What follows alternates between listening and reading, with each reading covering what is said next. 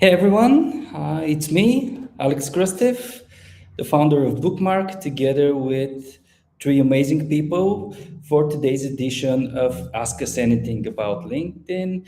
The monthly webcast, podcast, videocast, etc. format of BookMark. As you probably already know, we're a LinkedIn marketing agency with over 7 years of doing just that.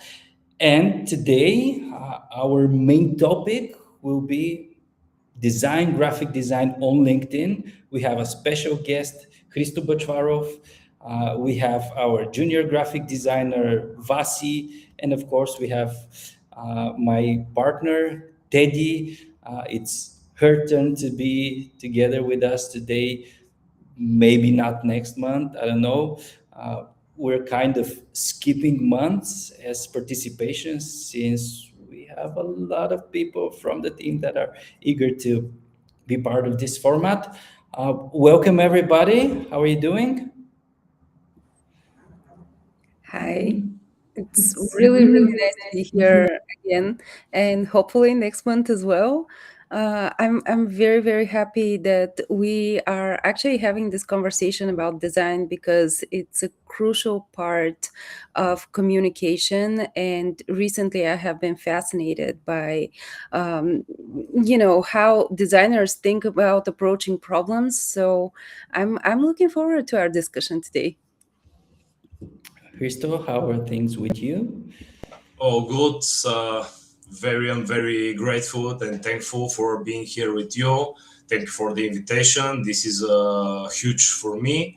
And as Teddy said, graphic design is huge part. LinkedIn is now absolutely visual platform, and everyone who ignores it is leaving money on the table. Yeah, and we like to have fun with it. LinkedIn has become a real social network. Vasi, it's your first LinkedIn. Ask us anything about LinkedIn live. So, Yes, are you ready? as the newest member of the bookmark, I'm thrilled to be here. All right. We'll get back to you in a few minutes. So, let's start with Christo. We have a lot of questions. And of course, since this is Ask Us Anything about LinkedIn, with main topic graphic design, you can ask us anything about graphic design on LinkedIn in the comments. And of course, if you're watching this as a recorded live, or if you're listening at Spotify, Apple Music, etc., you can always send us an email at create@bookmark.pg. Okay, let's keep going.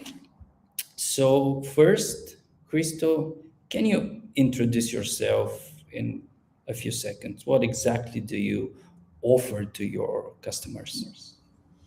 Yeah, sure. Okay, my name is Hristo Bachvarov. I'm a graphic designer from Bulgaria. I design since 2010. That's how many? 17 years. Uh, my niche was infographics for a very, very long time. Actually, I joined with this niche to LinkedIn, and everything worked perfectly.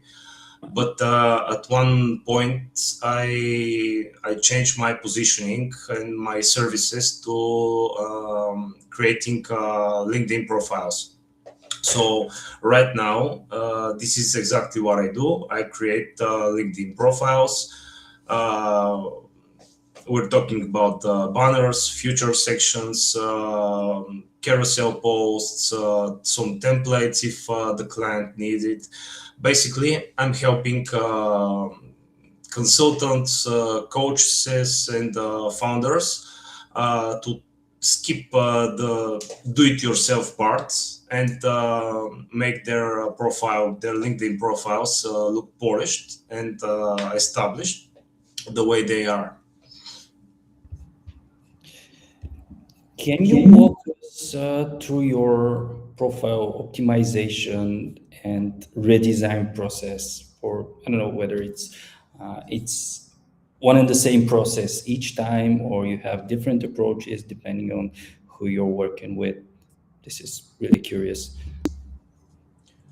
Okay, I have several services, several tires that my clients can order. For example, if you need only the banner, you can order just the banner. But I offer full profile optimization, starting with the banner, future section, headline, about you section, and all kinds of templates. Like carousel, single post templates, quotes, and so on. So my process is pretty simple and straightforward. I always try to keep things simple. When I have a new client or a new inquirer, I send them a quick questionnaire. I have just a simple file that I share with them. I ask questions about their brand, their goals, their target audience, their tone of voice, the preferred visual style. Everything that I ask helps me understand their brand and goals, so I can design better. Because everything depends on it. I mean, if they're in medical niche, I won't use red or some cursive for the font. Everything depends on this. The main part that I ask my clients is the text for the visuals, because for me everything starts there, in the text, in the positioning, in the clear messaging. I never open Photoshop or Illustrator before we have absolutely cleared the text and the positioning, because this is the building block of every design for me, the text. And when we have this, I'm ready to start. That's my whole process. Nothing complicated. And almost everybody who LinkedIn coach, LinkedIn trainer, consultants, etc., he's been talking about the 360 brew, the new algorithm or algorithms, the way LinkedIn transformed how content is distributed throughout the platform. Have you noticed any huge differences about the way profiles should be prepared, should be optimized, and how does that reflect the algorithm and the result we see on our content distribution? Okay, after the Brew 360 came out, I personally saw a huge wave of clients who wanted to optimize their profile for it. For me, LinkedIn no longer look posts in isolation. I mean, the old algo was watching the posts, only the post, and you can go viral with this one, you can go viral with the next one. It doesn't matter. Right now, with this new algorithm, it evaluates your whole presence on LinkedIn. So it tracks your LinkedIn profile. I mean, the visual side, the banner, the feature section, your posts, and so on. It tracks your content that you share. It tracks your conversation either on in the DMs or in the comments. And when there is a misalignment with all these things, you have a problem, because right now you need to be focused. You need to have consistency in all these areas. if you want to have a good healthy reach, because you can't have one messaging in your profile, comment on topics that are totally different from your niche, and share content for absolutely different thing from this. You need to have one big, consistent, and cohesive profile, and this starts from the profile optimization. I mean, And how, it's no longer the idea going viral or posting daily. It's to have everything set up for your ideal client, for your ICP to can find you and to can be trusted by them. all right, we already have a question from the audience, and I'll go with this one, and then we'll back to the ones that we've prepared it before the live stream. So this one's from Albena Bosova. Hi, Benny. Uh, is someone who is not a pro designer, uh, it, should they be ashamed of using AI tools for crafting different designs, creating different designs? Obviously, with the idea and with some thoughts, uh, do those posts, publications, do they get downrated just because the visual is not created by a professional designer? Maybe because of the AI, we already know that uh, most, I'm not sure whether all of them get tagged, but there is a specific tag for um, content that is created with AI. So there's a small CR tag, I think. So what are your observations, and of course, throughout the designer community? Does using AI reflect how our content distributes and whether it's successful? I guess only on the technical side, regardless whether it's like beautiful or I don't know, not that well prepared. Okay. Using AI is okay for me, especially when you're starting out. When you're starting out, you can use AI, you can use do-it-yourself graphics, and you don't need to hire a pro designer. Until one point, when you want to grow bigger, if you want to build more trust with your clients, then is the time to stop using AI generated images and AI generated posts. The reason is that people these days have really huge AI fatigue, especially for the AI images. They're becoming the new stock photos for me. What I mean by that is if you land on a website and you see people talking about leadership and you see two shaking hands, that's what I mean by stock images. And AI is becoming exactly this.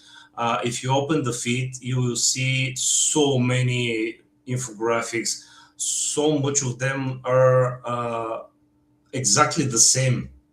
I mean, there is one style, I think Charlie Hughes made it first and he introduced it. That's the hand drawn board style infographics, if you get what I mean. Yeah, I think his partner Fatima Khan followed him, and after that, they just blew. I see them everywhere, and if I download 10 of them, I have no idea who created this. That's a problem for me because when we talk about graphic design and personal branding, for me the visual consistency is very important. Yes, you have the visual consistency in these designs, but you have no idea who created them. 1 year ago, 1 year before that, when I see a post from Charlie Hughes, for example, I knew this was Charlie, or this was Fatima, or this was Dania, or this was Christo, because the style, the visual style, the small elements, the colors, the layout, the padding, everything piles up and build the trust. Yeah, that's exactly what I'm talking about. You have no idea who created this, right?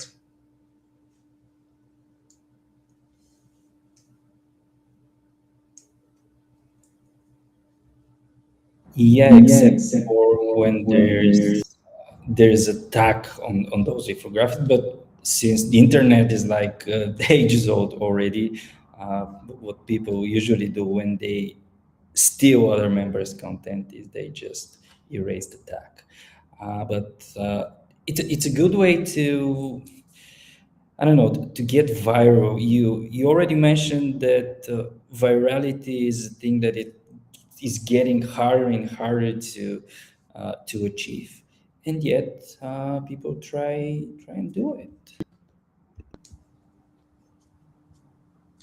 Virality is definitely harder these days, but if the goal is to get viral, then I'm okay. But for me, going viral has never been the goal, because I've done this, and the wrong crowd came to my post, to my profile, from a viral post. So after that, for a pretty long period of time, my reach dropped, because these people who joined after a viral post no longer engage with my content. And the algo, how the algo is working. If your audience doesn't engage, especially the new members, the new followers, your reach start to drop down. So if virality is the thing you want, you can go with this type of AI graphics. But for me, there is huge fatigue in LinkedIn audience when it comes to them. They're okay if you're starting out, if you want to grow fast, if you want to start to test things and to see what's working and what's not. But if this is your whole approach, I don't think it's a healthy way to do it. Yeah, since you already mentioned how important it is to have your own niche, or not more than, I don't know. We usually advise people to have not more than two, at best three topics they cover, because when they're like experts in everything, they're experts in nothing, and this is what 360 Brew is famous for. We have another question, which is getting us back to LinkedIn profiles. This one is from Mikhail Stoyanov. Let's have it on screen as well. All right. So, Krista mentioned that a LinkedIn profile needs to be aligned for the right audience. Posts, comments, and design all focused on the same topics. How long does it usually take for such a profile setup to start working well with the LinkedIn algorithm? And how important are LinkedIn Premium and boosting posts for visibility compared to organic activity? We have like 3, 4 questions, all of them perfect. So it's a start with your domain expertise. Okay, I see only the first two. Uh, I can't say how long does it take to things to start to roll, but everything that you do on LinkedIn is a long-term journey. It's not 2 weeks. It's not 30 days. That's why I hate all 30-day events. I mean, 30 day is just the start.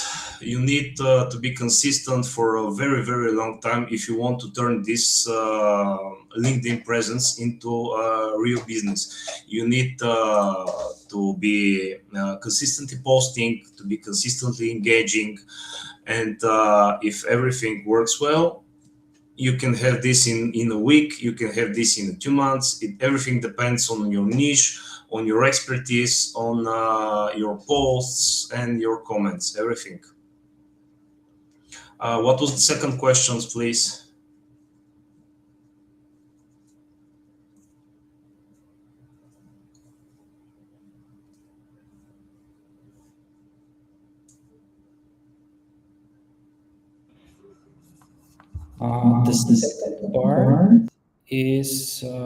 The second part was related to LinkedIn Premium and boosting posts for visibility, which is basically the topic of thought leadership on LinkedIn.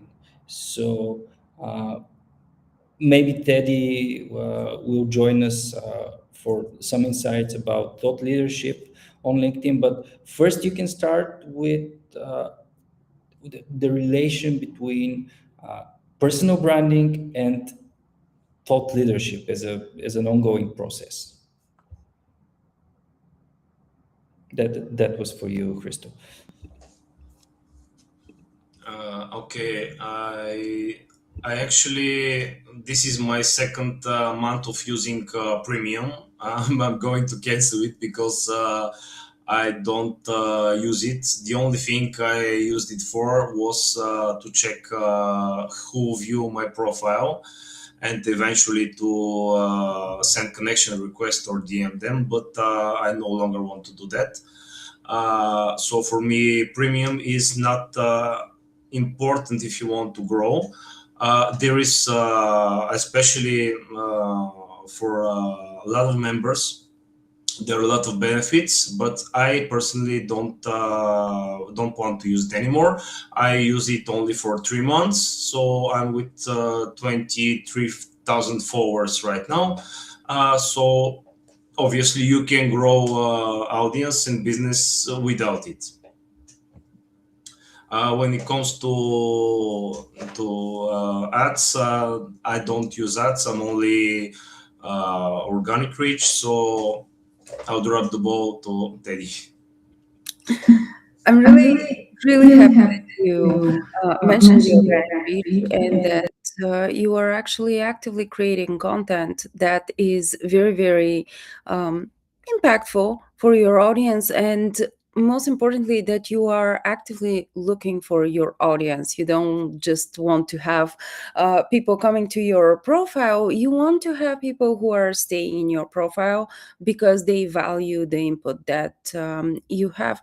And in this sort of a situation where we have the so-called LinkedIn fatigue, something that our partner Didi, she mentioned last month when we were having a conversation, that a lot of users feel it as if they had enough of information about um, topics that do not interest them, and they are putting a lot more filters on what they see on LinkedIn.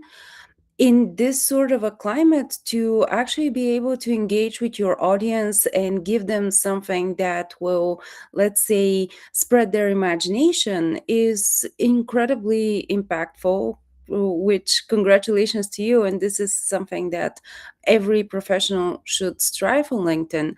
So I'm going to go a bit of our initial plan and ask you, as a professional, when you are actually the one creating content and making your own profile, what is the thought that you put into it?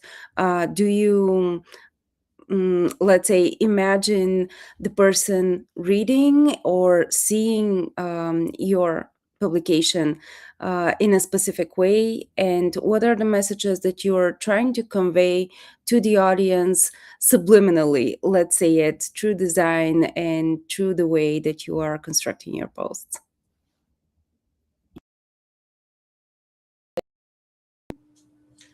Okay. When I design my profile, I always look for my clients' pain points. This is the first thing that you should start. Basically, there are a few things that you need. To know your ICP, your ideal client profile. So their pain points are the first thing you need to understand, and I know my clients pretty well. Uh, One of their huge pain points is do-it-yourself design. They're trying to be, they're trying to make it themselves, but the end result is uh, never good enough for them. I can show a few examples if you allow me. Uh, and Let me just share my screen. So every time, okay, here are two examples of do-it-yourself. This is do-it-yourself design. This client, she's named Itska, is have tried to do it herself. The result is not professional looking, and this is the result after that. You mean everything is clear? We have equal spaces, we have alignments, we have cool images. When you compare it to this note is not professional. Same things, same thing goes for this client, for example.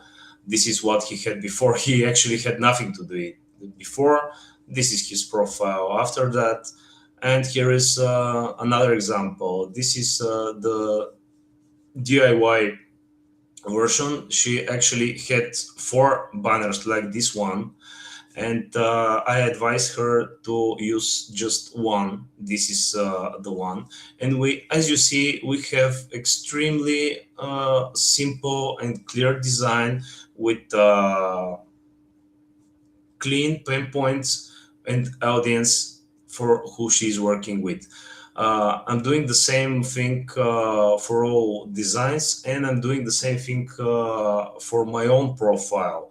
So my biggest enemy, if I can say that, is do-it-yourself design, and I spread this across all my profile. You will see it in my headline, you will see it in my banner, in my feature section, is in my about you section, in all my comments and all my posts. This is something that I always advise people to have one consistent messaging across all your profile assets and all your contents. Okay, I will proceed with the last question because we really value your time, and we promised you 30 minutes. We're about to go to 40, but hope it's okay with you. Since you've already showed us some examples of your work, so how do you approach the brand kits? How do you select colors, font, etc.? And this is something that we talked about yesterday with you about campaign manager's new brand kit, and we will maybe go to this one. It's a new feature, but how do you choose colors, fonts, etc. For the different profiles you optimized? Okay, color and typography psychology are one of my favorite topics. To be honest, I post a lot about them. When it comes to colors and fonts, the questionnaire that I send to my clients is the thing that helped me a lot to choose them after that, because there is a huge correlation between what you do, your target audience, and what fonts and what colors you should choose. For example, you, as I said before, you can't choose red for a doctor. You can't. Let me show this example. Just a second.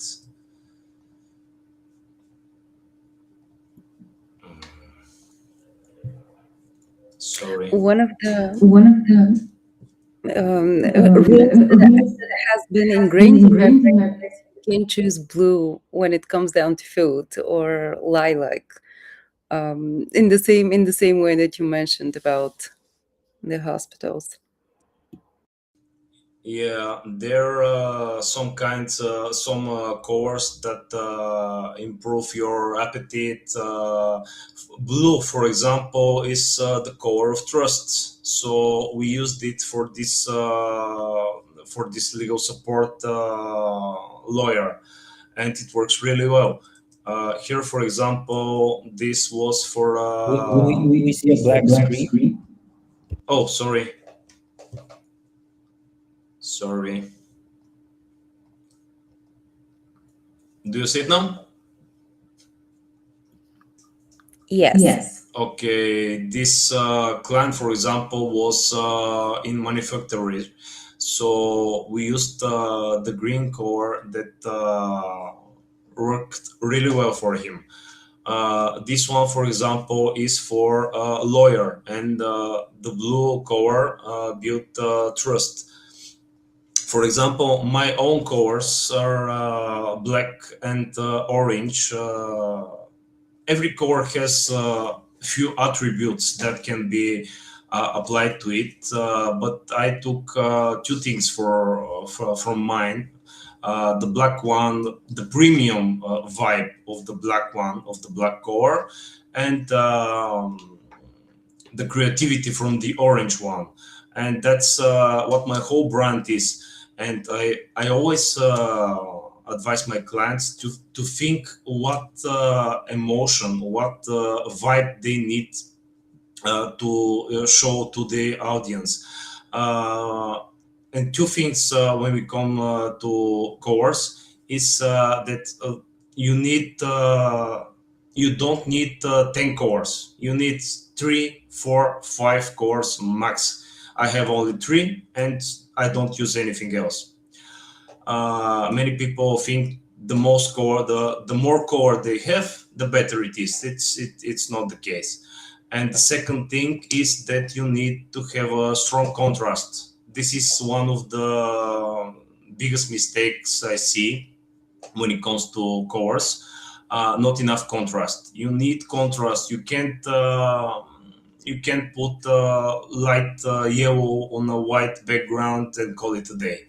That's not the way it works. When it comes to typography, there are things that everyone is using. There are fonts that everyone is using, which is okay. Uh, most of them, most of them are fine. I mean, most of the commercial sans serif typefaces are working for some of the niches.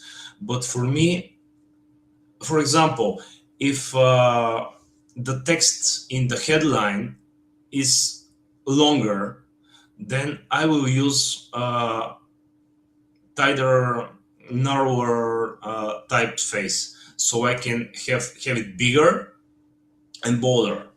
For example, I always suggest to have two fonts max, two typefaces, one for the titles and one for the body text. Or you can have only one, but skip a weight.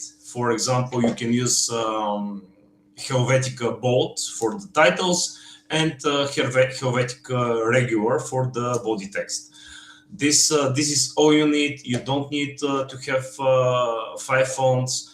You need to have consistency, and you need to make it clear, because the design for me should be functional. Design is not an art. Design is should be functional.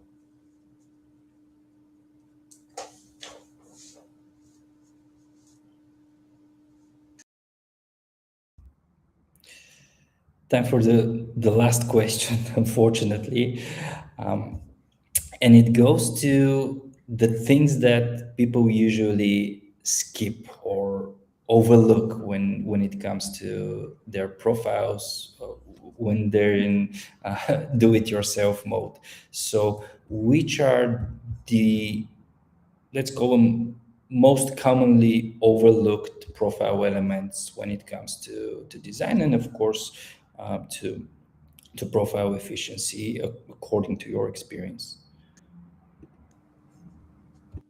Okay, if we talk about the profile, overall, the profile, I said before that consistency in messaging is huge problem for people. They have one messaging in the banner, another one in the headline, different one in the feature section, and that's a huge problem. If you talk about something that is missing, the future section is the one thing that I see most people ignore, absolutely ignore. They either don't have it at all, or they're using some old posts, some not relevant links, some certifications, and so on. No, in the future section is your online store. That's it. For me, I have there my website with my services. I have my digital product, and I have my newsletter link, lead magnet. That's the only three link I have. Depending on what you do, you can add your newsletter, your booking link, your offer, but old posts, yeah, that's the thing. But old posts are not something that should go there, because it doesn't convert, it doesn't do you any good. You need only the important thing, only your offers, only the things that are making you money. Don't overcrowd it with things. Actually, right now mine has three. This is the maximum for me. But if you have one offer, if you want to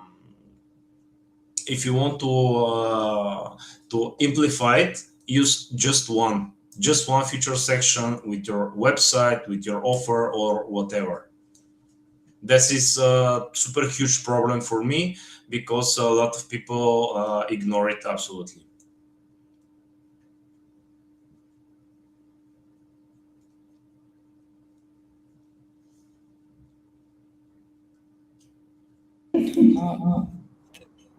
Thank you once again for your time.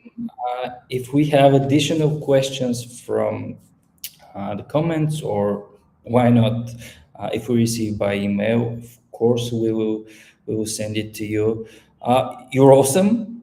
We really love what you've been doing so far, and this might come as news for our audience, but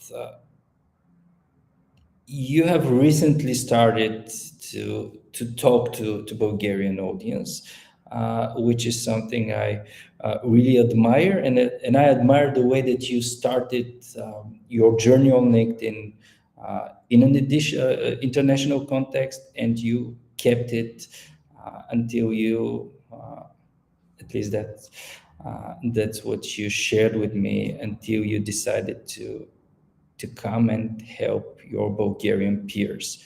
So, yeah, what are your future plans about that?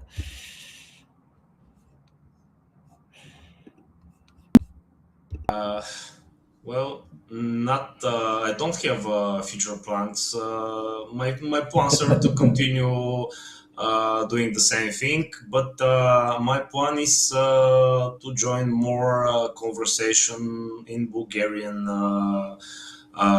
people, because I love seeing Bulgarians on LinkedIn. I know LinkedIn works, and it works really well.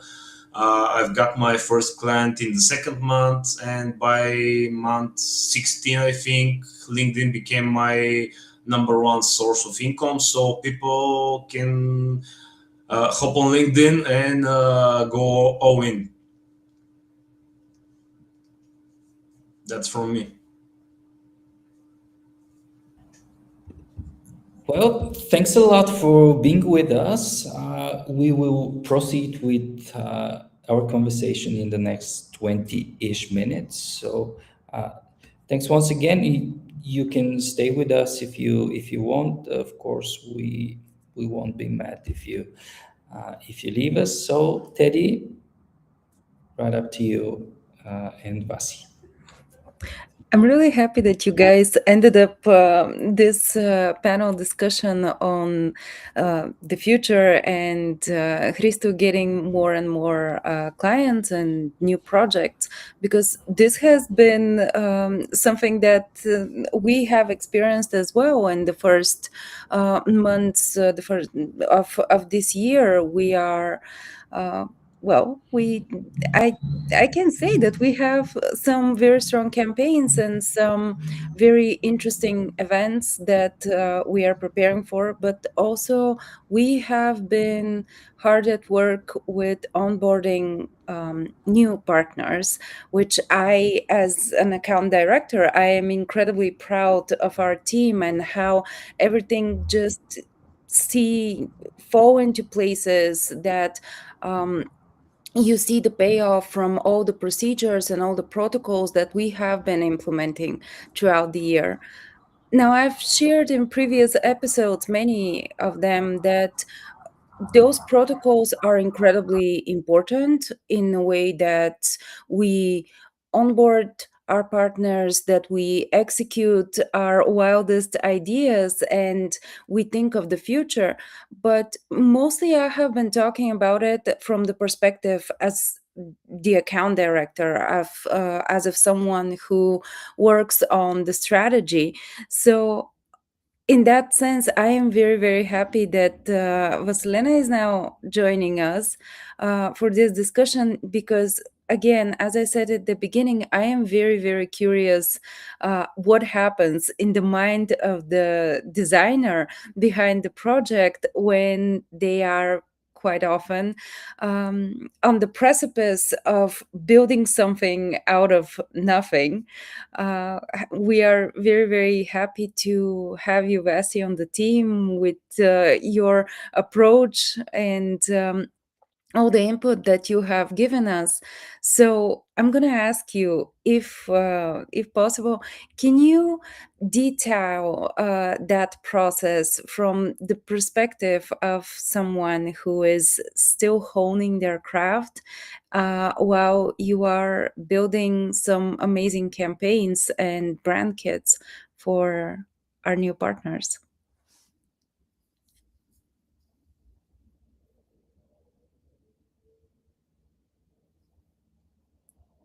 Um, I'm glad to be here on my first Ask Us meeting.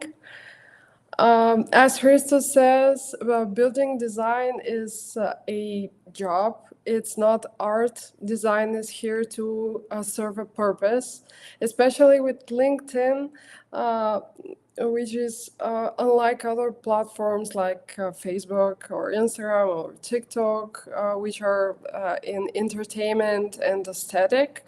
We are here to give information in most aesthetic way possible.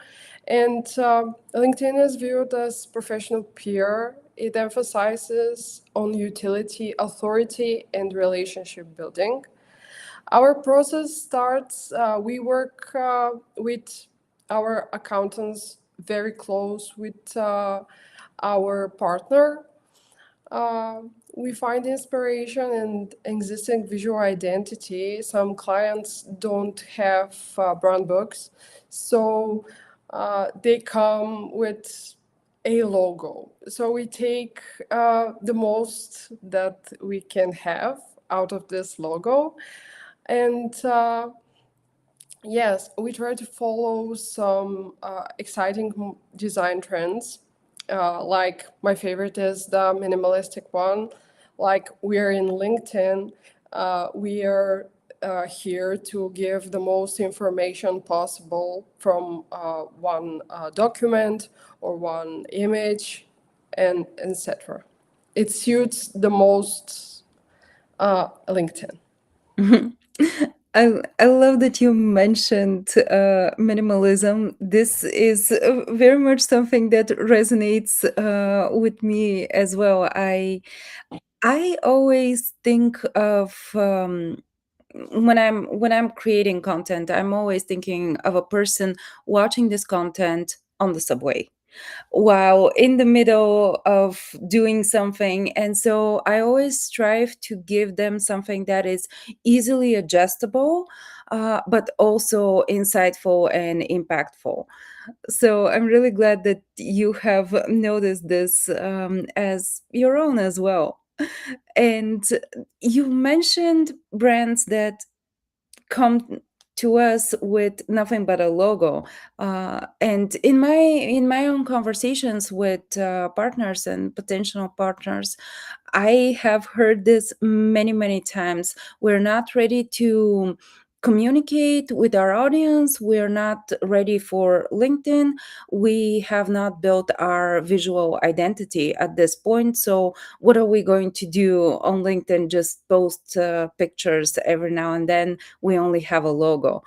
But we have built, I would say, a very good process on how to help such companies when they don't have a brand book, they only have a logo, and most often than not, they don't have enough knowledge about the platform.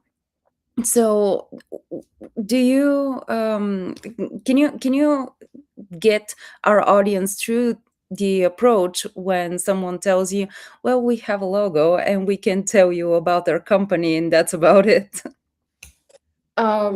First, when we get a new client, first, and the content team and the design team, we do competitive research. As a designers, we look at the designs of the competitors and look into their pros and cons, and if we can implement some stuff or make it different.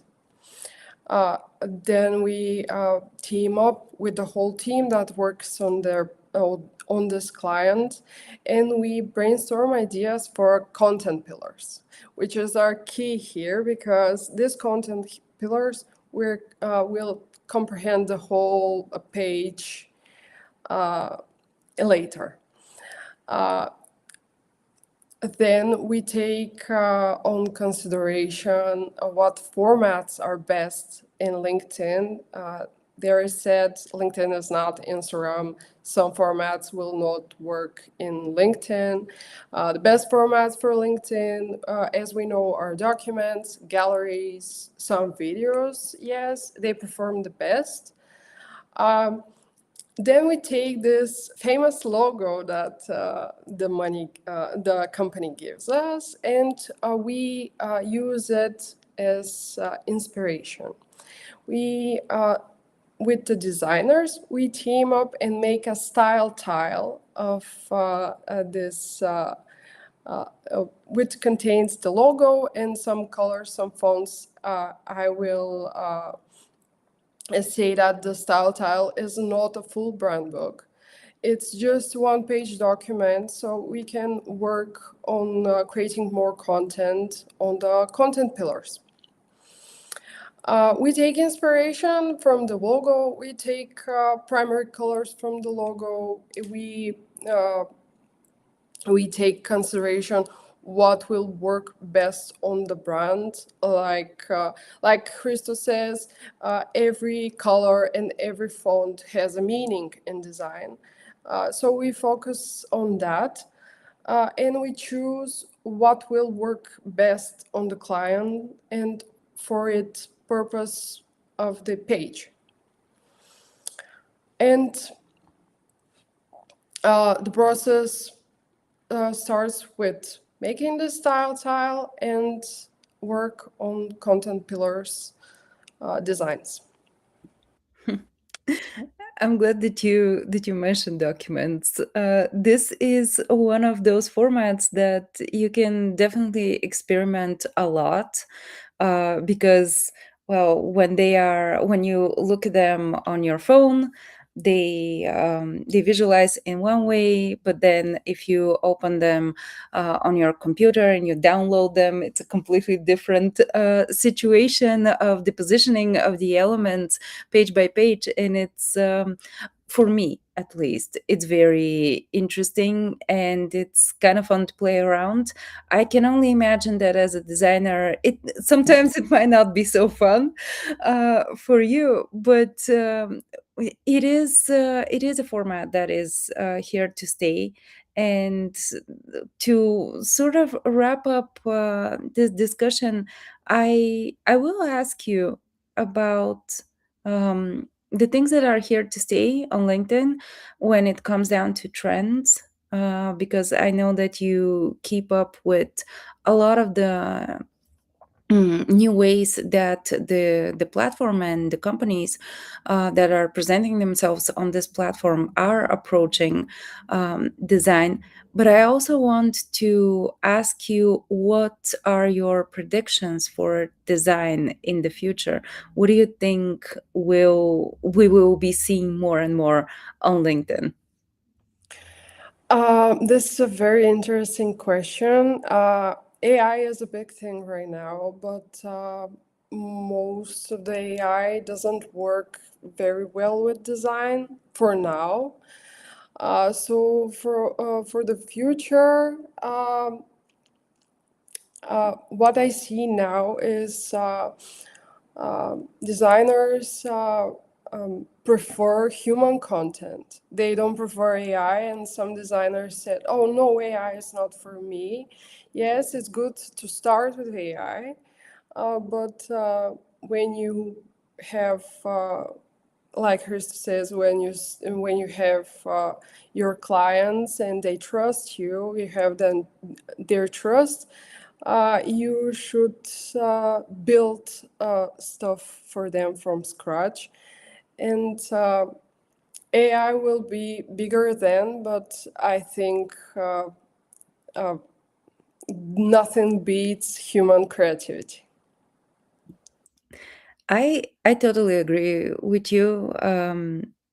Recently, you and I and the rest of our team, we visited one of the hottest expositions in Bulgaria, and we spent a couple of hours in the art gallery where, well, things have been built from scratch, and we marveled at the amazing work that painters from um, the last few centuries have created for us to admire. Um, but on the other hand, that particular type of art, it takes a lot of effort, and most importantly, it takes a lot of time. And all these amazing paintings that we are seeing in the galleries and we are marveling at them, they were built, they were made in a time where people would take a lot more time to create a piece, and because they would have the time, the demand was not as high as it is now. Nowadays, I feel like we are consuming content and we are also consuming art at a highest rate. So in these sort of situations, and this is a question for both Christo and Vasi, do you guys think that the old approaches that have created amazing designs before, but take a lot of time, are to be sustained? Or in order to feel competitive and be competitive, you need to implement more and more AI tools, even if that means compromising your own beliefs that nothing can beat human creativity. Maybe start with Christo. I personally use AI, but I use it for few things. One of them is writing. I dump my ideas in a simple doc file, and from there I transfer it to some AI. Another thing that I use AI is. For example, yesterday I had a project for creating, not for LinkedIn. I needed to create Amazon listing for a water bottle, for a replacement lid for the water bottle, but the one that the client provided does not fit the images, the style, and the things that I was planning. So I used AI to generate the correct position of the lid, and I use it, and it was perfect. So I use AI and I plan to use it, but there is some thin line when you should stop and when you can use it. For example, I'm not going to use it for design for my clients. I can use, for example, another example.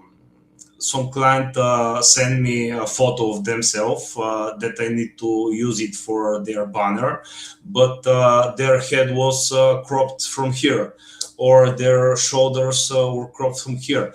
I dropped this image to AI, it expanded, and everything is okay. This is okay for me to use it, but generating infographics, carousels, or LinkedIn banners, if you want, with AI is no for me. That's very interesting. I don't know. I honestly, I believe I would thought about it in a different way. That you would draw the line at editing humans with AI, but not human information with AI. So this is very interesting to me.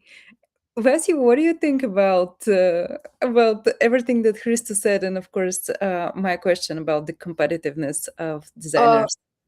yes, I expand people's hands and feet all the time at my job. So I get that. Overall, we use AI, every designer uses AI as a tool. But I notice generating ideas, not like a client said, I hear this logo, may AI made it, so you can make it better. You know, we use AI as a tool, but not like to take our job. So it's just another brush, way more creative and well guided. Yeah. And this is the last thing that I'm going to add before I hand over the conclusion of our episode to Alex. But I have been drawing digitally for many years, as a hobby and also as a part of my job. And now this year, I've started to go back to drawing by hand, which I have not done in quite a while. And I'm struggling. Every night, I dedicate half an hour in order to go back to the art of drawing with a pencil, and I have gotten used to all the creativity that you can achieve digitally. That is way harder when you do it yourself, but it's a good practice. So we have to, I feel, honor the design tools of the past and the art that was created, but also branch out and see that some things are easier, as you guys said. Other things, well, they need to be improved. Uh, I think that in a few years, some of those napkins that your sketches where you sketch your ideas for different projects should be sold for like, I don't know, why not millions? In fact, we have one more question, so I'll get to it. This one's from Stefan. Is adding random people from your field, for example, graphic designers and people in marketing, that are also from your country beneficial? Uh, so there are two sides of this topic. Adding random people is never a good thing. As Christo mentioned earlier, when you add random people who are not actually interested in your content, in yourself as a professional, in yourself as a person, since this is a social network, those people get to the so-called LinkedIn fatigue way faster than the other audience, the other part of the audience. So you don't need random people. You need people in your network, people who you know that are interested in what you're doing, that your content can be beneficial to, can be helpful to, and of course, people who might eventually become your clients, become your customers. So extend your network always with a strategy. And when it comes to the localization part, what we've noticed recently, like in the last couple of years, is that LinkedIn is kind of trying to geo-localize the content. And this is why I noticed that I admire what Christo has achieved with uh, the way he reaches international audience. Whatever we do, unfortunately for us, for some of the personal profiles of business leaders that we manage, plus what other business leaders that used to have an international audience has shared a number of times recently, uh, they eventually start reaching people who are geographically pretty close to them. So, in a nutshell, never add random people to your network and try to get wider audience regarding their geographical positioning. Find your target markets, start researching, and add people who you want to have conversations with, since of course it's not just adding those people, it's about engaging with their content, start building relationship, rapport, however you want to call it. These were all the questions. Another comment that deserves to be showed on screen is from Michael. Thank you for the great webinar. It was really useful, and also a pleasure to hear from Christo and learn from his experience. Totally agree. So we'll definitely have you at least one more time. Why not? In 2026 again. So thank you guys. If you have other questions, you know how to find us. Write them in the comments below. Send us an email at create@bookmark.bg. And of course, if you have a suggestion for another guest that you want to see and ask them anything about LinkedIn, not just the Bookmark team, drop us in the comments. Uh, some more thanks from uh, Nelly. This was it. See you at the first week of April. Unfortunately, I don't know the exact date. Of course, Third. we will the 3rd of April. Uh, Hopefully, everything will be still fine until then. Thanks once again to Christo, Vasi, Teddy. I'm Alex Krostev, and see you in 4 weeks. Bye, guys. Thank you for being with us.